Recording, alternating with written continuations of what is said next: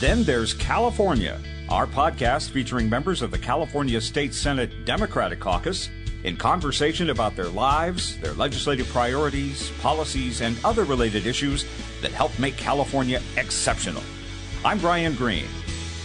Some of the worst fires in California's history have occurred in just the last few years, until the devastating Camp Fire in Paradise, California in the fall of last year. The most destructive set of fires in our state's history were the North Bay fires in October of 2017. Wildfires that broke out in Napa, Solano, and Sonoma counties, among others, including the Atlas Fire, the Nuns Fire, and the Tubbs Fire in Santa Rosa, the worst fire at that time. A hot windstorm and red flag conditions created an inferno that burned hundreds of thousands of acres in California's renowned wine country and surrounding communities, killing dozens of people and forcing thousands more to evacuate from their burning homes. California has been no stranger to destructive fires in its history, but the North Bay fires were different. Shocking, intense, fast, destroying suburbs and neighborhoods as quickly as they scorched the dry terrain and backcountry. The intensity, the speed, and the devastation of these fires was a shock to firefighters and government and to the public. No one ever thought that a forest fire could burn through the sturdy suburbs and the businesses of the communities. But it did. That inferno and its ferocity and devastation woke California up to a so-called new normal of fires that have virtually enveloped our state all year long, forcing first responders, government officials, business owners, neighbors, and community leaders to write a new chapter in their firefighting manuals and change the rules for how they plan for, battle, survive, and prevent California wildfires. This week marks the second anniversary of the North Bay fires, and the communities of Napa, Solano, and Sonoma counties are well on their way to rebuilding. The wine grapes are once again ripening. The hot air balloons are hovering.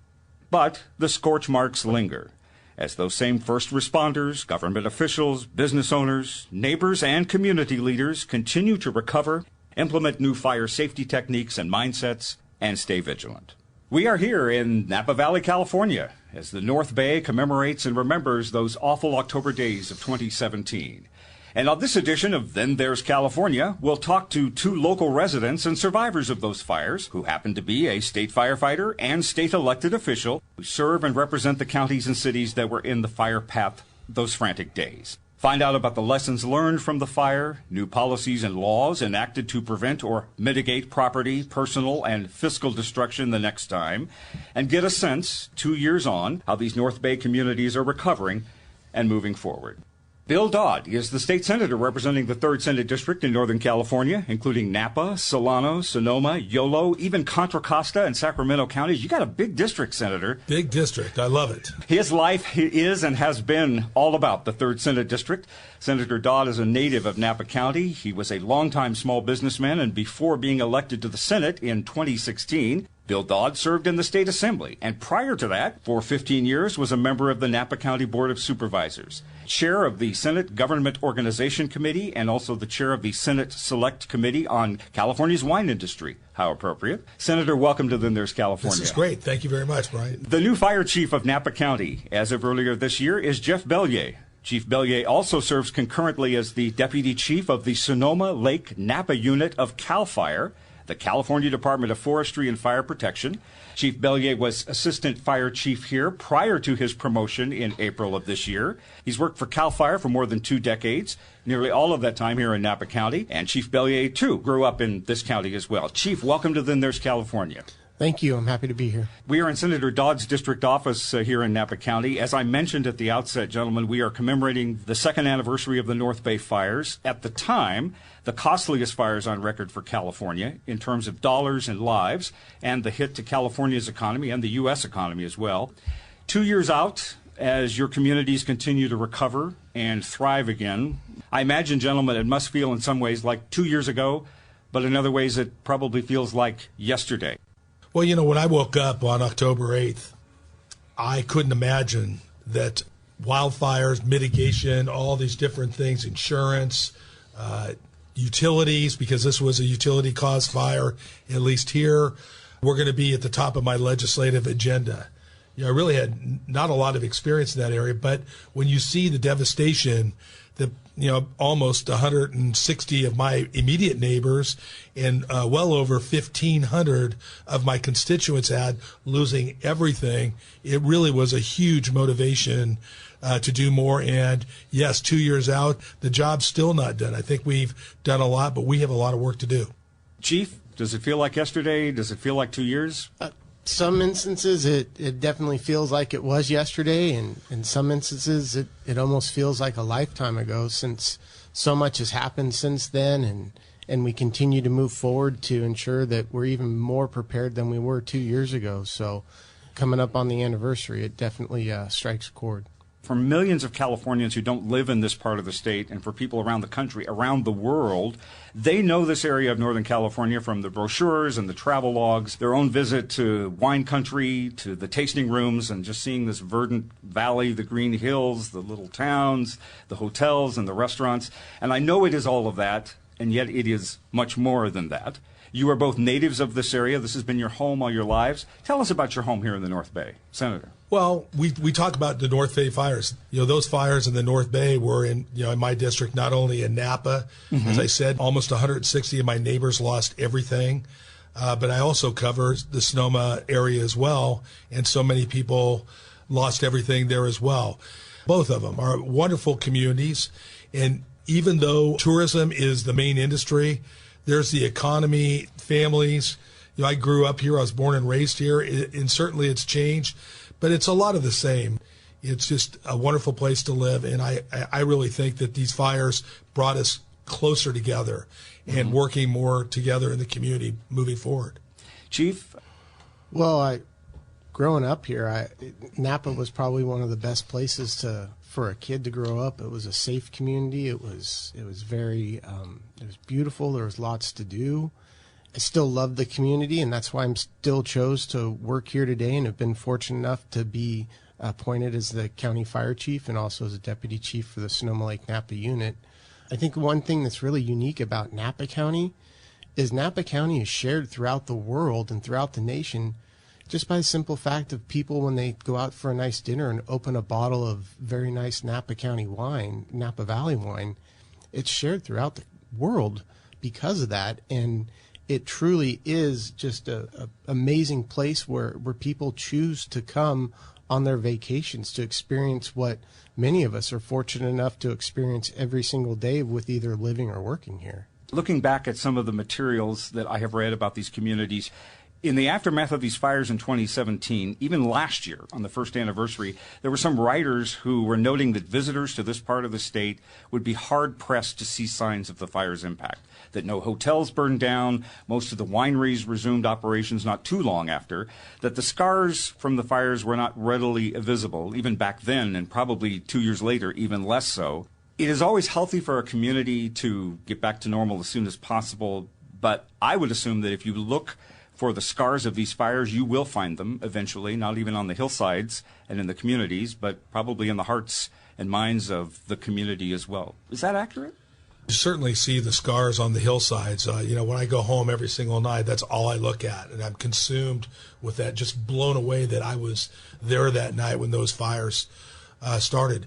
But this community is really resilient. We've been involved in many massive floods, horrible earthquake in 2014, and then these fires. And so it's something that brings the community together. We've been there before, and certainly we wanted to get that message out to the public the next week. We're open for business.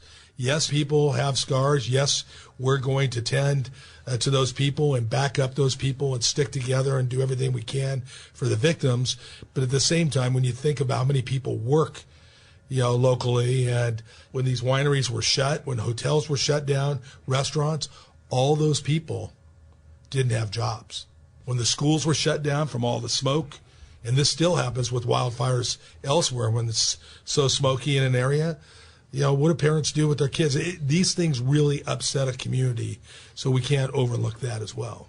Chief, you had mentioned earlier, before we started, the notion that there's a difference between recovery and healing.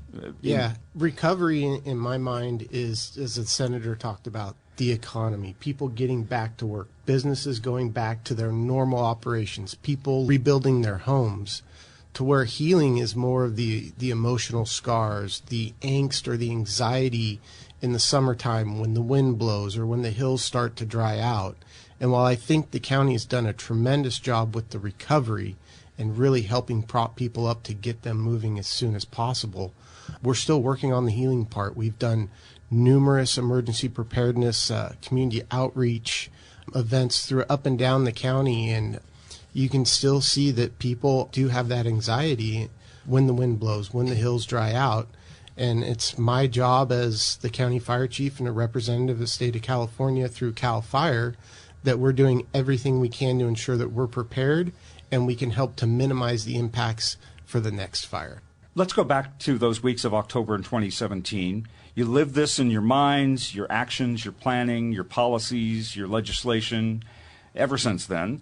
Senator, you had mentioned the destruction in your own neighborhood, community members, neighbors, friends who lost homes. Tell us how this unfolded for you, if you can. Yeah, we had just had a full day of the Safeway Open, the last day of the PGA Tour at Silverado Country Club. And we are at Cordero's Steakhouse having dinner with some old friends that had visited specifically to come to the tournament, and we decided to go out to dinner. It was we were just about done, about ready to get up and leave, and the power went out in the restaurant. Oh, holy Toledo, what's going on here? And people ran in and said, come on out. So we went outside and just saw the most frightening orange glow in the mountains. And the restaurant owner, Matt Cordero, could practically see his house and knew it was engulfed, and he left.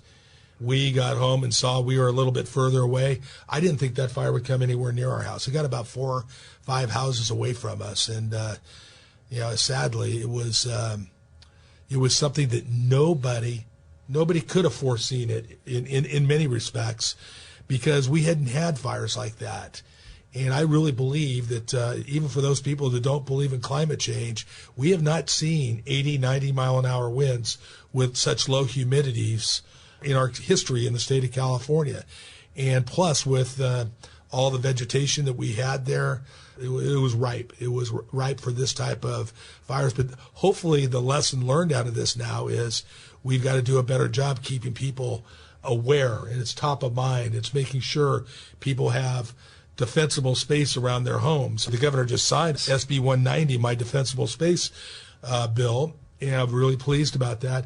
If you have 100 feet of defensible space around your home, you're 8 times as likely to have your house survive a wildfire.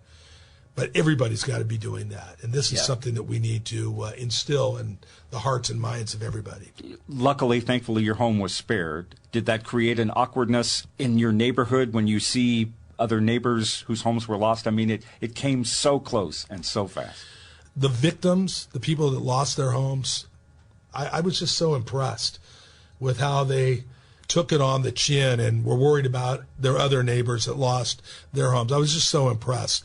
But yeah, you have that feeling of, wow, those embers that were blowing through the night didn't decide to stop and hit something in my house, but they did my neighbors. That is a bit troubling.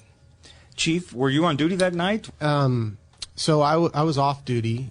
I actually live outside the county now, and just got back into town from a trip. I noticed 1, 2, 3 notifications on my cell phone, rapid succession. And I was already on edge because of the weather, and immediately woke up and called the on-duty BC, and I said, what do you got? And he said, I'm looking at the ridge, and there's about a mile of fire. So I got up, woke my wife up. She kind of looked at me, and I said, this isn't going to be good. I don't know when I'll see you again. I'm gone. Immediately code 3 on the phone with a couple folks coming in, figuring out what was going on. Obviously, the wind's blowing my truck all over the road the whole time. I come through Jameson Canyon. I look up, and I just see just fire and smoke. Come in, and just real quick, what do you need? What do you got? Where do you want me? And immediately went to work. And that started, I can't even tell you how many hours. Sure. But, at the time we were dealing with the Atlas fire. I'd heard that the Tubbs fire started, but I didn't know what was happening there. And subsequently, we had other fires in the county start as well while we were engaged on the Atlas. But we were so engaged in just getting people out, ensuring that folks were going to be safe, that it was almost like time stood still in a sense. The whole world just evolved about what I was doing. I didn't have my normal awareness where I would be tracking, okay, there's a fire here, this many resources are going here, different things. I was just so engaged on my portion of the Atlas fire. Worked through the night, some stuff happened. But during the night, I was doing structure defense on a structure by myself in a pickup. Took a pretty hot ember to my eye. So the next day I'm trying to run the fire. The ambulance that's standing by, they were bringing me saline solution and different things because I couldn't see out of my eye. My goodness. And cell phones were down, right? So I had no communication. My wife didn't know what was happening. She got a phone call later that afternoon from me saying, hey, can you pick me up at the emergency room? I'm okay, but I just need a ride. And she did. Went home, got about 3 or 4 hours of sleep, woke up and said, you got to take me back. Went back, got in my work truck, and was back at it again. So, yeah, time definitely stood still for a while, but at the same time, it was highly compressed. And our just sole focus was civilian and firefighter safety. The winds that night were just unbelievable. Nothing that I've seen in, as you said earlier, 2 decades of doing this job.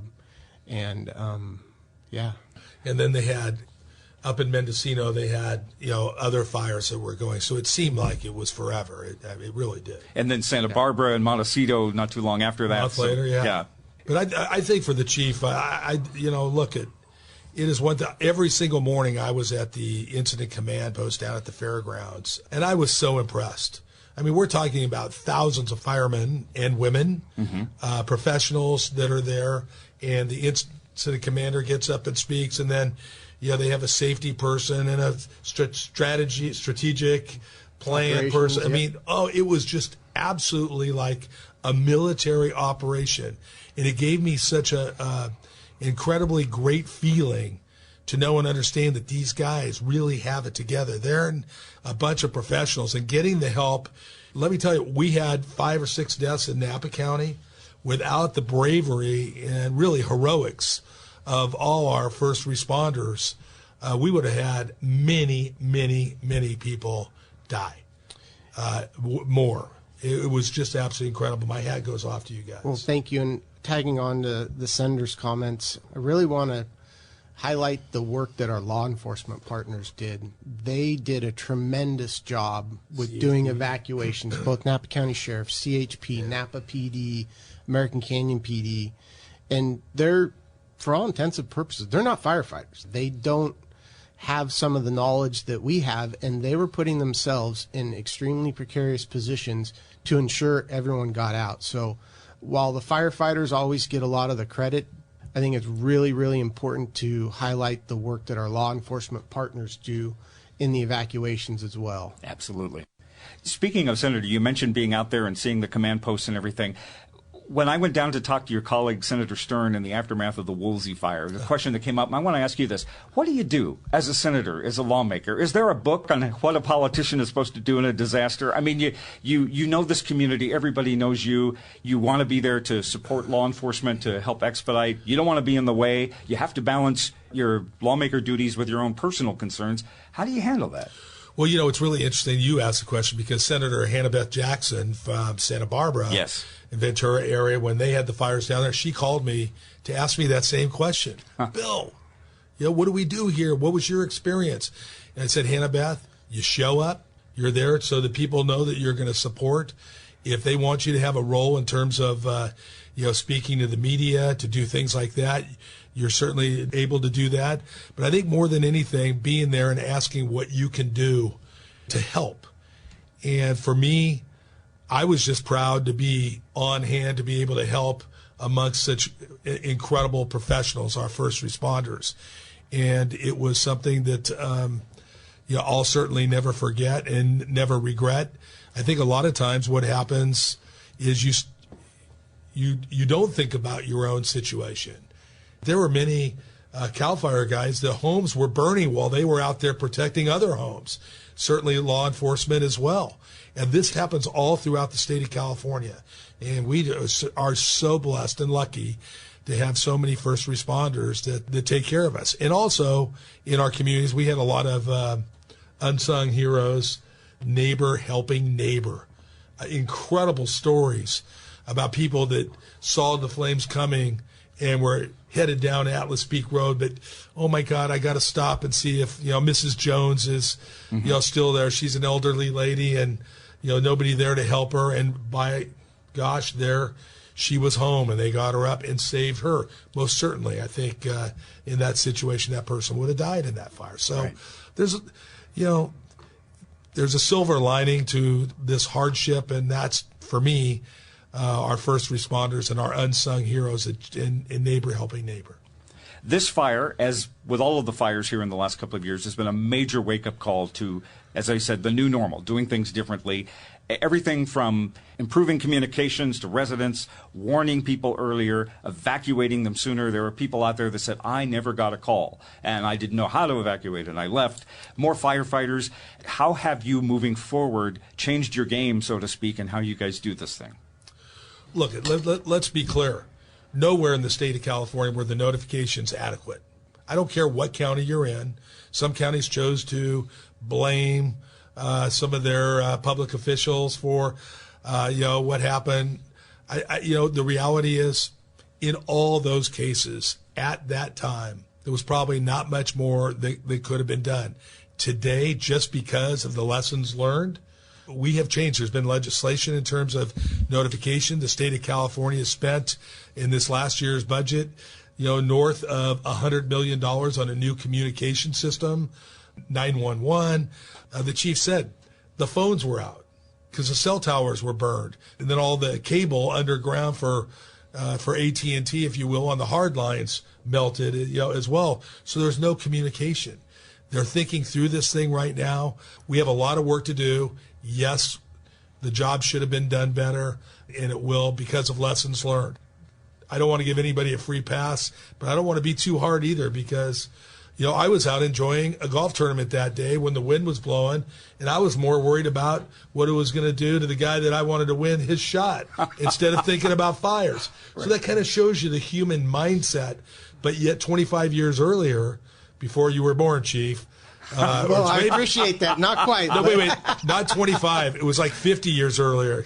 You were just a wee lad yourself. I was. I was like 8 years old, and the fire burnt that same footprint between Napa County and Sonoma County, that Mount George. We looked right out. It was 1965. Yeah. So I was way off on the years. It's like 55 years ago.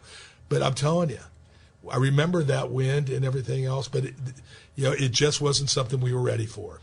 Chief, you were a first responder. You were on the ground all that night and the subsequent days. Hopefully you have been a first responder, if you will, in the discussion with community leaders, with legislators, with everyone around here. How do we do this differently? How do we make this better?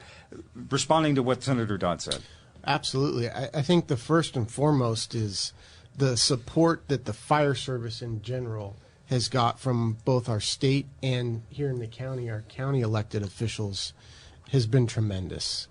They really have realized the importance of being prepared for fires and having a robust response system, and they have come out overwhelmingly supporting us, whether it's the legislation that the senator has authored to our own county elected officials here. It's been very, very overwhelming, whether it's increasing our fuel reduction crews so that we have crews that are out modifying and reducing the fuel loading throughout California, the funding of fuel reduction projects, upgrading both our helicopter fleet, the acquisition of new C-130 air tankers that will be coming online, the governor's executive order earlier this year to add additional firefighters to some of our fire engines, about 390 additional firefighters, all the way to here locally in the county with the Board of Supervisors authorizing and supporting increased daily staffing at our Monticello station right next to Silverado Country Club,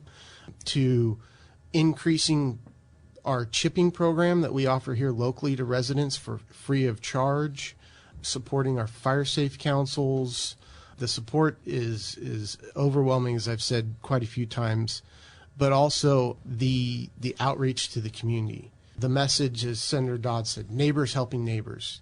Get to know your neighbors before the emergency strikes so that you have that relationship. You know if Mrs. Jones is going to be home that weekend or not. Get to know your neighbors and have a plan. Exactly. Have a plan. And that's one of the biggest messages is you don't have to wait for a government official to tell you to evacuate. If you feel that you're in a potentially unsafe situation, we've just recently added cameras on some of the mountaintops here in Napa County, alertwildfire.org, where it's 100% accessible to the public. The public can log on and look at those cameras and see, oh, the smoke's getting bigger, it's coming my way. Maybe I should leave. And maybe at the end of the day, you leave and you end up going to town for dinner. We do our job, the fire's out. You go back home an hour or two later, everything's great, versus waiting and having that reliance on government to tell you where to go and when to go. And by then, maybe it's too late. And now we're taking firefighters away from putting the fire out, which is the safest thing for everyone. And now we're doing rescues. We're doing things. And sometimes, quite frankly, we may not even be able to rescue you. So that's one of our biggest messages, and one of our lessons learned is the public needs to realize that you don't always have to wait for us to tell you to evacuate. Make good, sound decisions. If you feel you're uncomfortable, leave early. And know your local area. Know your local roads. Have a plan, as you said earlier. If the fire's coming from this way, maybe I take this road out instead of that road. Maybe just on a Saturday afternoon with your family, do a spontaneous evacuation drill. Let's see how long it's going to take us to grab our paperwork we want, some pictures, get the dogs, the cats, and the kids in the car, and leave. Maybe the first time you go, gosh, it took me 2 hours because everything was scattered throughout the house. But later on, you've refined that. You can get it down to 10, 15 minutes, and you're out on the road, and you're getting away from the danger. This is a close-knit community. I'm sure so many people have come up to you in the last couple of years. Thank you for your service. You have learned, you have planned, you have prepared, you are a polished team, but there's still naysayers out there. There's still people who pick at this. Does it bug you sometimes that nobody comes up to you and gives you credit for the fires that haven't burned, that you're only as good as the last time you put out a fire and evacuated everybody? Like any NFL quarterback, you're only as good as the last pass you completed or the last interception, right? I just view it as I'm doing my job. I don't need someone to thank me for doing what I signed up to do. And pretty much that's the entire culture of the fire service. But the fires that we stop, I mean, as CAL FIRE, we're really good. 95% of all our fires, 5 acres or less. There's a lot of fires people never even know about. Right. It's the 1%, 2% that get all the press. And just the support from everybody is overwhelming, and we just want to continue to go out, do our jobs, and ensure that we're doing the best we absolutely can to ensure the safety of the residents. Anybody that's a politician that's going around and patting themselves in the back or taking credit for no fires this last year is insane, because then they should take the blame if there is a fire. The reality is we have a lot of work to do in Sacramento. We have more work to do in terms of vegetation management. We even got to look at ourselves in terms of really environmental stewardship laws that we've had in the past that made it tough for property owners to have their property be fire safe, where it would cost them $50,000, $100,000 in permit fees and work to be done, and maybe a year or two to get it done. And they just gave up on it because the bureaucracy was too much. We've changed that. We've allowed now, and I'm really, CAL FIRE has just done a fantastic job of going out there and doing back burns, and all the terminology, Chief, but they're really working hard on that and making that happen. We also have to rely on our utilities to do a better job. We could do a whole podcast on that, Brian, but we're not going to do that.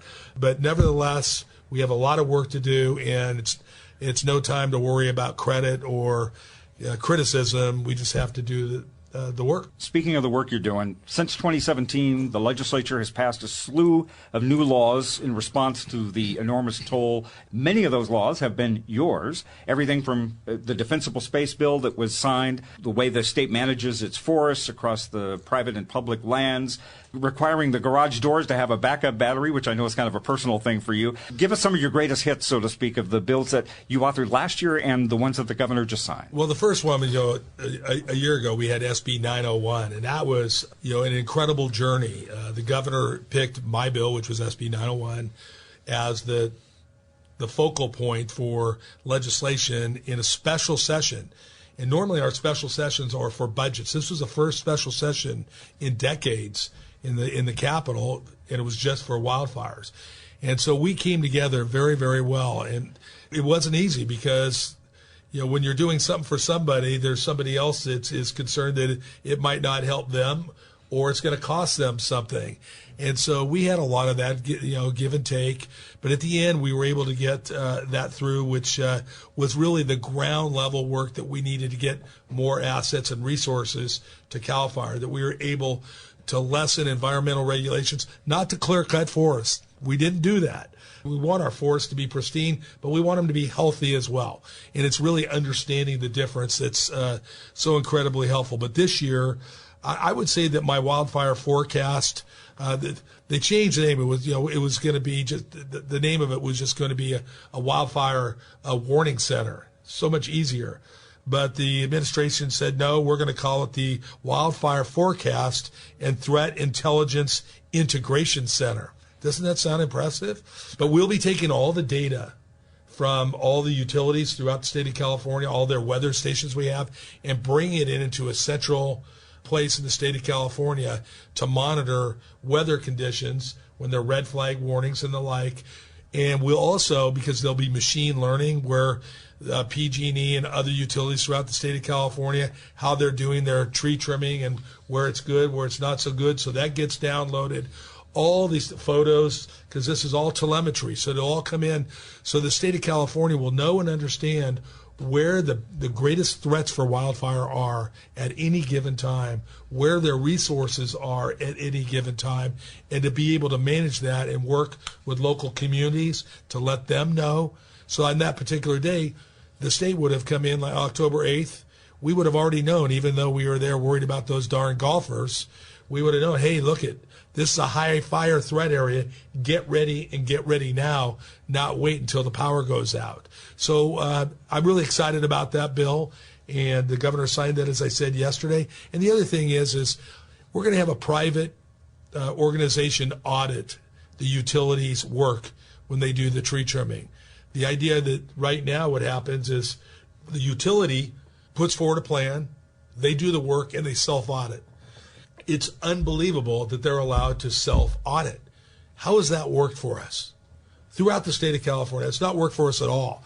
And so we're going to be having a department within the CPUC that will have that expertise there to get that job done, third party, to be able to see if it's been done the way it was supposed to, and if it wasn't, go back and do it again. So I'm pretty proud of those, but there's many more. That garage door battery bill, I find that just a novelty because it was personal for you because you tried to get out of your house, get your car out of your garage. There was no power. Tell us about that particular bill. Well, and it was That's a personal one. It was personal to me. We have a big, heavy garage door, and even that, pulling that chain didn't work. It was actually my wife. I mean, I'm a little bit, embarrassed by that bill. You couldn't even lift your garage door, for heaven's sakes. But at any rate, so we got another car that was outside and just got out of Dodge. But, there were many people throughout Napa and Sonoma County that lost their lives in their garage. We can't be sure. But, when you're disoriented, it's dark, you don't know what's going on, and you go out and press that button and it doesn't open. For many older people, they can't even go find a ladder to get up and find that cord because it's, if you're 4'6", 5'2", that it's still, a stretch to get to that. And as we found out, a lot of people, unfortunately, lost their lives in their garage. Chief, talk about the challenges you're facing as a firefighter dealing with developments that are cropping up in these open land areas in different parts of the state and how you have to manage the new normal with our climate and also where these homes are built that used to be wild terrain 20 years ago, 10 years ago. Right. Well, I'll certainly leave the climate change aspect to the experts.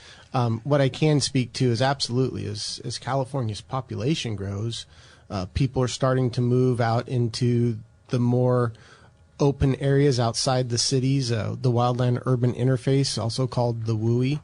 And when we get fires with more population, more homes, they certainly become much more resource intensive, because not only are we putting the fire out, but we're also protecting homes, in some cases evacuating folks.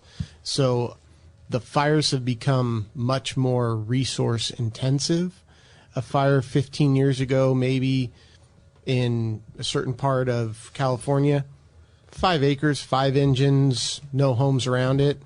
You take a same 5-acre fire and you put it down in LA County or some of those other counties, it may be 20, 30, 40 fire engines, because not only do we have to have resources putting the fire out, we have to have resources protecting the homes.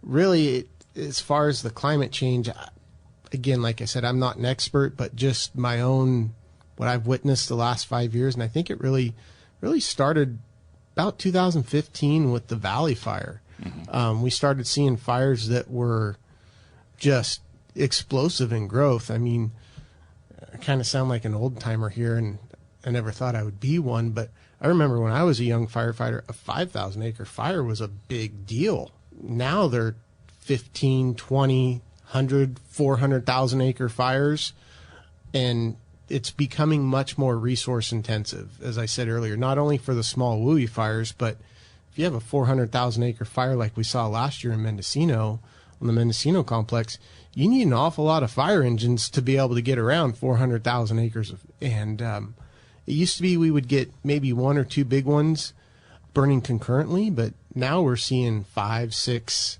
or more burning concurrently, which also puts more of a strain on the resources. So yeah, it's definitely changed from my time in the fire service, and really, if you look at the big picture, my time's nothing but a blink of an eye, but things are definitely burning hotter, they're burning faster, and the population moving out into the traditional wildland areas have certainly complicated it immensely. Final question, gentlemen. October 2019, 2 years later. How's the community moving on? You have seen the progress in 2 years. How's everybody doing circa October 2019? I think if you're talking the whole community at large, I think they're doing well. I think if you're talking about the community of victims, it's scattered. It's really mixed in terms of recovery and how people are doing. Chief, response on that? I think the senator just nailed it. It really is mixed. Survivors, victims, some folks will, quite frankly, probably never rebuild in certain areas because it was such a, and rightfully so, such a traumatic event for them. I think the best thing we can do is continue to do our public outreach, educate the public. I think, people, as we continue to get further from the 2017 fires, I think some people will start to continue to recover. But what I don't want is I don't want folks that as time continues to pass that they forget about it and they let down their guard and they don't be as prepared as they need to be living in California in the summertime. So complacency is as big an enemy as anything else, right? Yep. There was a sign on a telephone pole in the city of Sonoma after the fires that said, "The love in the air is thicker than the smoke." So even 2 years later, gentlemen, is the love even more than the smoke and the ash still lingering here in these counties in the 3rd Senate District?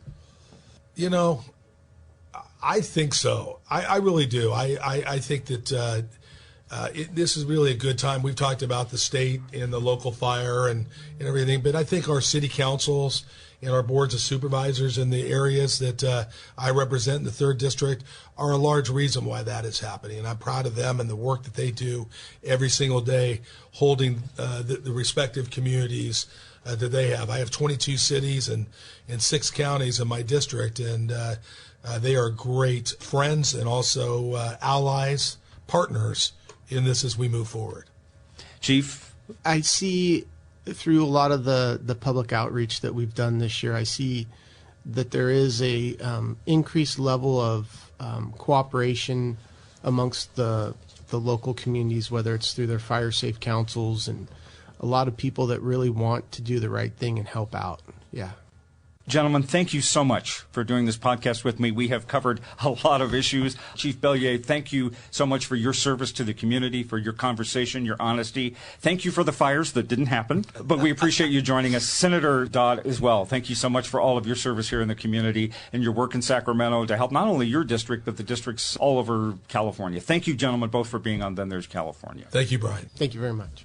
And that wraps this edition of Then There's California. We are proud to have technical and production assistance and great ideas from Martin Ashley, Bob Brulte, Brian Shadden, and Rainier Sabiniano, John Roman, McLeana Woods, and the graphic design talents of Tim Davis. On behalf of California State Senator Bill Dodd and Napa County Fire Chief Jeff Bellier from Napa County, California in the 3rd Senate District, I'm Brian Green. Thanks for listening to Then There's California.